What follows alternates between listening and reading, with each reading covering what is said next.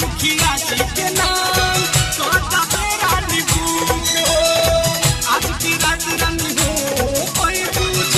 के तू और सुख हो आज की शाम मुखिया जी के नाम कहता तेरा निबूक हो आज की रात रानी हो कोई बुझ के तू और सुख हो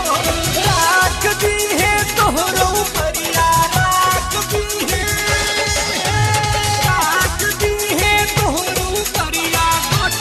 गोटी लुटाई के मुखियो जी के रखल दमनवा रानी हो हत्या कोढ़ाई के मुखियो जी के राखी दमनवा रानी हो हत्या कोढ़ाई के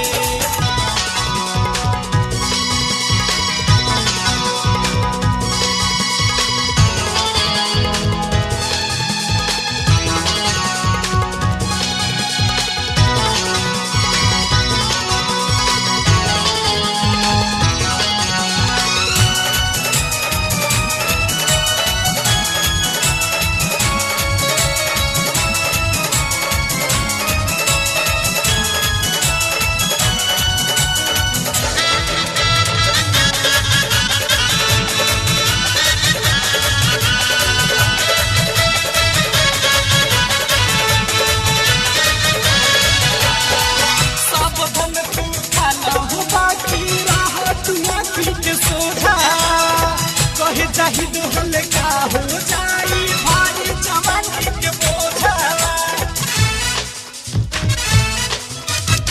सब धन तू खाना हो बाकी रह तू आखी के सोझा कहे जाहिद हल का हो जाई